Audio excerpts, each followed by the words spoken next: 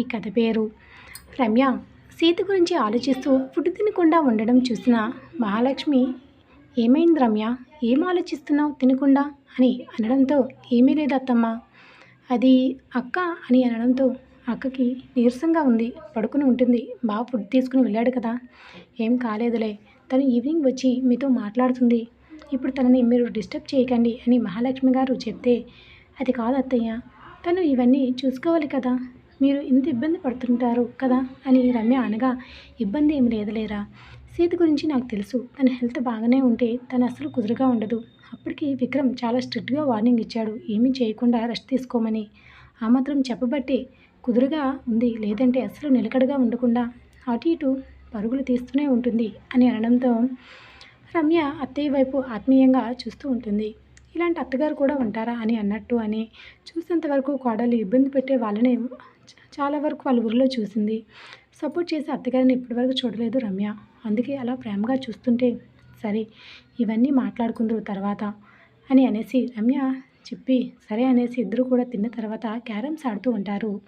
బోరుగా ఉంది అనేసి విక్రమ్ గది లోపలికి వెళ్ళి సీత బలవంతంగా లేపి ఫేస్ వాష్ చేయించుకుని తీసుకుని వచ్చి తనే దగ్గరుండి ఫుడ్ తినిపిస్తూ ఉంటే, నీరసంగా ఉంది విక్రమ్ గారు, కాస్త పడుకుంటాను, నిద్ర వస్తుంది అని సీత మారం చేస్తున్నా ఓపిగ్గా విక్రమ్ తెచ్చిందంతా తినిపించి తర్వాత నీళ్లు తాగించి, ఇప్పుడు పడుకో, నిన్నెవరూ డిస్టర్బ్ చేయరు అని చెప్పి ప్లేట్ పక్కన పెట్టేస్తే గురిపెట్టి నిద్రపోతుంది సీత.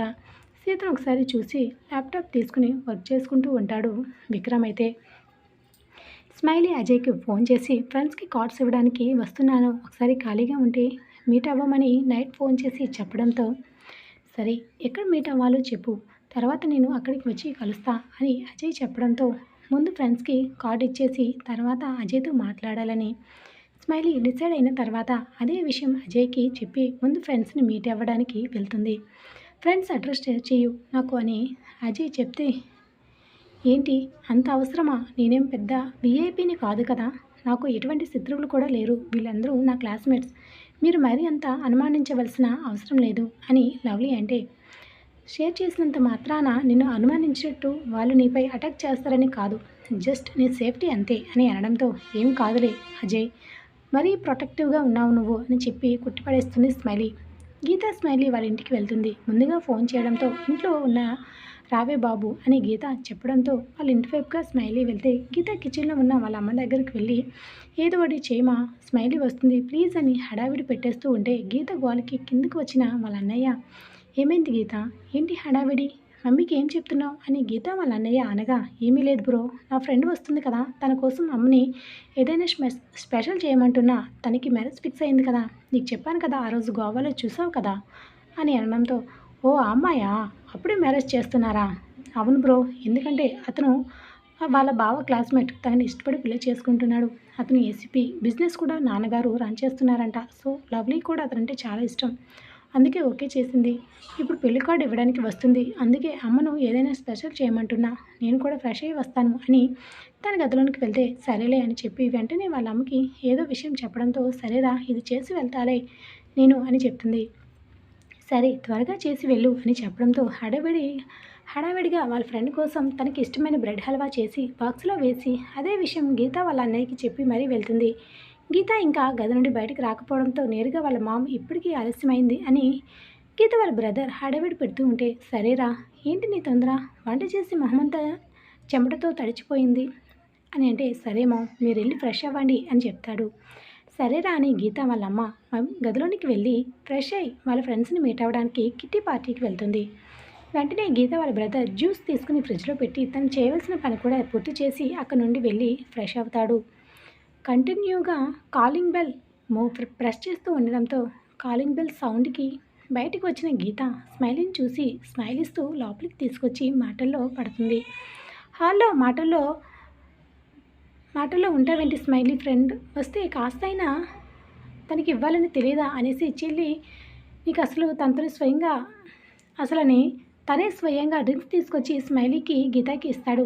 అలాగే ఇంతకుముందు చేసిన బ్రెడ్ హల్వా కూడా ప్లేట్లో సర్వ్ చేస్తే, అయ్యో బ్రో నేను చేస్తాలే, మరీ నువ్వు ఇంత కేర్ చేయవలసిన అవసరం లేదు, తనకి మ్యారేజ్ ఫిక్స్ అయిపోయింది, ఇంకా ఛాన్స్ లేదులే నీకు అని టీస్ చేస్తూ ఉంటుంది బ్రదర్ని. గీత మాటకి వాళ్ళ అన్నయ్య స్మైల్ ఇచ్చి, అదేం లేదులే, నాకు కాస్త ఇంపార్టెంట్ వర్క్ ఉంది అని చెప్పి గదిలోకి వెళ్ళి ల్యాప్టాప్ ఆన్ చేసి తను చేయవలసిన వర్క్ పూర్తి చేసి తర్వాత కొన్ని ఫోన్ కాల్స్ మాట్లాడి కిందకి వస్తాడు. అప్పటికే జ్యూస్ తాగి బ్రెడ్ హల్వా తింటూ గీత వాళ్ళ అన్నయ్య పిలిచి ఏదో చెప్పడంతో తన గదిలోనికి గీత వెళ్తుంది. ఇప్పుడే వస్తాను స్మైలీకి చెప్పి, స్మైలీ కాసేపటికి కాస్త మబ్బుగా అనిపిస్తూ ఉండడంతో గీత కాస్త నిద్ర వస్తున్నట్లు ఉంది, ఏమైంది అనుకుంటూనే బెడ్ మీద డబ్బున పడిపోతుంది గీత కూడా. ఏంటి నాకు నిద్ర వస్తుంది స్మైలీ అనుకుంటూనే కాసేపట్లో పూర్తిగా నిద్రలోకి జారుకుంటారు. గీతను వదిలేసి స్మైలీని తీసుకుని తన కారులో గీత వాళ్ళ అన్నయ్య తీసుకుని కొంత దూరం వెళ్ళిన తర్వాత అక్కడ ఎటువంటి సీసీ కెమెరాలు లేకపోవడంతో వెంటనే కార్ చేంజ్ చేస్తూ ఉంటాడు వాళ్ళ ఫ్రెండ్ తీసుకొచ్చిన కారులో. ఒరేయ్ ఇంత ఈజీగా మన వలలో చిక్కుతుందని అనుకోలేదురా, ఎలారా అని వాళ్ళ ఫ్రెండ్ స్మైల్ ఇస్తూ ఉంటే, అంత ఈజీ కాదులేరా, పెళ్ళికి ఇన్విటేషన్కి ఇవ్వడానికి వచ్చింది బురిడి కొట్టించా అని చెప్పి వాళ్ళు చేయవలసింది ముందుగానే అనుకున్న ప్లాన్ని ఇంప్లిమెంట్ చేస్తూ ఉంటారు. అలా ఒక్కొక్క కార్ను చేంజ్ చేసి చివరిగా రీచ్ అవ్వాల్సిన ప్లేస్కి వెళ్ళి కట్టేసి ఇప్పుడే తనపై ప్లాన్ అమలు చేస్తే ఇబ్బంది, తనకి రిస్క్ ఏమో అని ఆలోచించి వెంటనే ఏమీ తెలియనట్టు గీత వాళ్ళ బ్రదర్ నేరుగా ఇంటికి వెళ్ళి ల్యాప్టాప్లో వర్క్ చేసుకుంటూ చుట్టూ ఉన్న సీసీ కెమెరాలు ఏమైనా ఉన్నాయా అని చెక్ చేసుకుంటూ వెళ్తే దగ్గరలో ఏవి కూడా లేకపోవడంతో ఊపిరి పీల్చుకుని నార్మల్గా ఉండడానికి ప్రయత్నిస్తాడు. గీత సాయంత్రం అవుతూ ఉండగా మెలకువ వచ్చి కింద చూసేసరికి స్మైలీ కనిపించకపోతే అక్కడ ఉన్న వాళ్ళు అమ్మని అలాగే అన్నయ్యని కింద కాఫీ తాగుతూ ఉంటే వాళ్ళ దగ్గరికి వెళ్ళి అడుగుతుంది. గీత వాళ్ళ అమ్మగారు చెప్పడంతో, నాకు చూడలేదమ్మా, నాకు సరిగ్గా గుర్తులేదు, గదిలోకి రాగానే చాలా నిద్ర వచ్చినట్టు అనిపించింది, నిద్రపోయా, మీరు కాస్త స్వీట్ ఎక్కువ తినడం వల్ల అనుకుంటా అని అంటే విచిత్రంగా చూస్తుంది గీత వాళ్ళ అమ్మ గీత వైపు.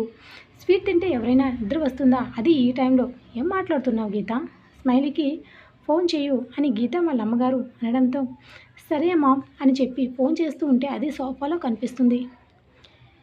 ఇక మొబైల్ రింగ్ అవుతుంటే కనిపిస్తుంది. అలాగా అనగానే గీత వాళ్ళ అమ్మ మొబైల్ తీసుకుని స్మైలీ మర్చిపోయింది, ఇక్కడే ఉంది అని అనడంతో అప్పుడు గీత వాళ్ళ అన్నయ్య కంగారు పడకూడదు అని అనుకుంటూనే వాళ్ళకి డౌట్ రాకుండా ఉండడానికి ప్రయత్నిస్తాడు.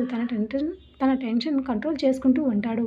అదేంటి మామ్, అలా ఎలా మొబైల్ మర్చిపోయి వెళ్ళిపోతుంది, తన హుడ్బీకి ఫోన్ చేసి మీట్ అవ్వాలని కూడా చెప్పింది నాకు, ఫోన్ లేకుండా ఎలా కలుస్తుంది తను హుడ్బీని గీత అనగా అప్పుడు వాళ్ళ అన్నయ్య, ఎందుకు అంత టెన్షన్, తను ఇక్కడే కదా వర్క్ చేస్తున్నాడు, అక్కడికి వెళ్తే సరిపోతుంది కదా, మళ్ళీ వచ్చి తీసుకుంటుందేమోలే, టెన్షన్ పడకు అని చెప్తూనే అతని నెంబర్ ఉంటే ఫోన్ చేసి కనుక్కోరా అని ఉచిత సలహా ఒకటి ఇస్తాడు వారి చెల్లికి. సరే అన్నయ్య అని చెప్పి స్మైలీ ఫోన్ ఓపెన్ చేసేసరికి పాస్వర్డ్ అడుగుతుంది. వెంటనే ప్యాటర్న్ డ్రా చేయడంతో ఓపెన్ అయిన వెంటనే కాంటాక్ట్లోకి వెళ్ళి అజయ్కి కాల్ చేస్తుంది. చెప్పు బేబీ ఎక్కడున్నావు అని అజయ్ అనగా, బ్రదర్ స్మైల్ ఇస్తూనే, ఫ్రెండు అని, నా పేరు గీత, అజయ్ ఫ్రెండ్, స్మైలీ ఫ్రెండ్ను, తను మా ఇంటికి కార్డు ఇవ్వడానికి వచ్చింది, మొబైల్ మర్చిపోయింది, మిమ్మల్ని కలవాలని అన్నది కదా, తను ఇబ్బంది పడుతుందేమో అని మీకు కాల్ చేస్తున్నా అని అనడంతో, మొబైల్ మర్చిపోయిందా, అది ఎలా, నాకు ఫోన్ చేయలేదు, ఎక్కడ మీట్ అవుతుందో చెప్పలేదే అని అజయ్ అంటాడు. అవునా, నాకు కాస్త హెడేక్ ఉందని గదిలో పడుకున్నా భయ్యా, తను ఇలా మా ఇంట్లో ఉండడం తనకి అలవాటే, అందుకే నేను నా గదిలోకి వెళ్ళా అని చెప్తుంది. సరేరా నేను చూసుకుంటాలే అని అజయ్ ఫోన్ పెట్టేసి వెంటనే ఇంతకు ముందు స్మైలీ ప్రజెంటేషన్ ఇచ్చిన చైన్ అలాగే బ్రాస్లెట్లో జీపీఎస్ ట్రాకర్ని ట్రాక్ చేయమని ఫ్రెండ్కి ఫోన్ చేసి చెప్తాడు. అది దగ్గరలో ఉన్న ఏరియా అజయ్ పేరు చెప్పడంతో, ఇది గీత మన ఇల్లు అడ్రస్ అదే కదా అని అనుకుంటూ తర్వాత అక్కడ నుండి ఎక్కడికి వెళ్ళిందిరా అనేసి అడగడంతో చాలా లొకేషన్స్ చూపిస్తూ సడన్గా ఒక దగ్గర ఆఫ్ అయిపోతుంది. దాంతో అజయ్కి మరింత కంగారుగా అనిపిస్తూ ఉంటుంది. అది సిటీ చివరిలో లొకేషన్, అక్కడ వరకు చూపిస్తూ ఉండడంతో అక్కడ ఎటువంటి ఇల్లు కానీ ఎటువంటి ఫ్రెండ్స్ కానీ తనకు లేరే అని ఆలోచిస్తూ వెంటనే కానిస్టేబుల్కి ఇన్ఫామ్ చేసి ఆ లొకేషన్ వెంటనే నాకు షేర్ చేయమని చెప్పి అక్కడ నుండి బయలుదేరుతాడు. ఇక అజయ్ అలా వెళ్తే మరి స్మైలీ లొకేషన్ తెలుస్తుందా, ఈ విషయం వాళ్ళ అమ్మకి తెలిస్తే ఏమవుతుంది, అసలు ఏం జరగనుంది, వచ్చే ఎపిసోడ్ మిస్ కాకండి. ఇవి ఎపిసోడ్